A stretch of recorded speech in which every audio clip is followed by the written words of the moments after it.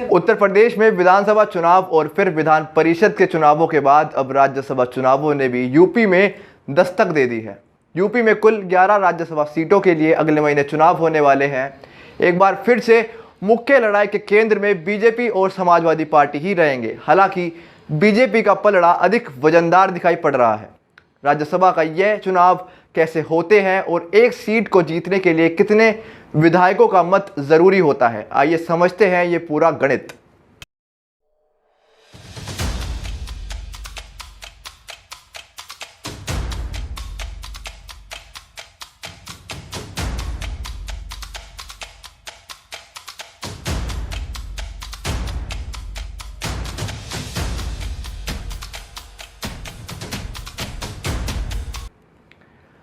नमस्कार, मेरा नाम है उत्कर्ष बजाज और आप देख रहे हैं मामला गर्म है।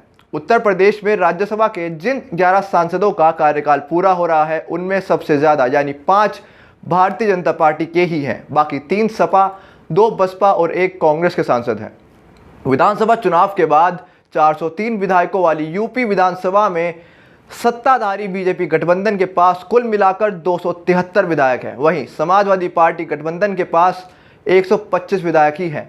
इसके अलावा कांग्रेस के पास 2, बसपा के पास 1 और राजा भैया की जनसत्ता दल के पास भी 2 विधायक हैं। यूपी में राज्यसभा की एक सीट को जीतने के लिए 37 विधायकों का मत जरूरी होता है।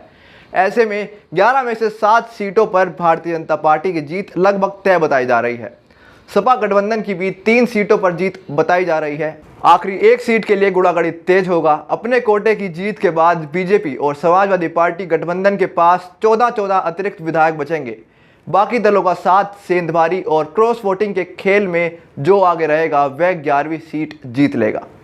सूबे में 4 जुलाई को जिन राज्यसभा सांसदों का कार्यकाल समाप्त हो रहा है उनमें बीजेपी के शिव प्रताप शुक्ला, जयप्रकाश निषाद, संजय सेठ, जफर उल इस्लाम, सुरेंद्र सिंह नागर हैं। वहीं समाजवादी पार्टी की तरफ से वरिष्ठ नेता रेवती रमन सिंह, सुखराम सिंह यादव और विशंबर निषाद हैं। वहीं बसपा से सतीश चंद्र मिश्रा और अशोक सिद्धार्थ के अलावा कांग्रेस नेता कपिल सिब्बल का कार्यकाल भी समाप्त हो रहा है। इनमें कांग्रेस और बसपा अपने कैंडिडेट को जितवाने की मशक्कत में जुटे रहेंगे, लेकिन हो सकता है इनके कैंडिडेट ना जीते। राज्यसभा के हर राज्य का कोटा फिक्स होता है। इनमें से 1/3 सीटों पर हर 2 साल में चुनाव होते हैं। पूरे देश में सबसे अधिक यानी 31 राज्यसभा सीटें उत्तर प्रदेश के खाते में से जाती हैं। वहीं तमिलनाडु में 18, आंध्र प्रदेश में 18, महाराष्ट्र में 19, बिहार में 16, पश्चिम बंगाल में 16, कर्नाटक में 12, मध्य प्रदेश में 11, गुजरात में 11, राजस्थान में 10 और उड़ीसा में भी 10 राज्यसभा सीटें हैं।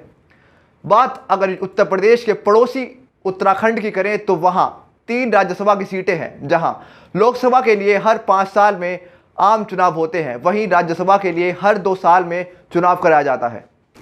जहां लोकसभा के लिए हर 5 साल में आम चुनाव करवाए जाते हैं, वहीं राज्यसभा के लिए हर 2 साल में चुनाव करवाया जाता है।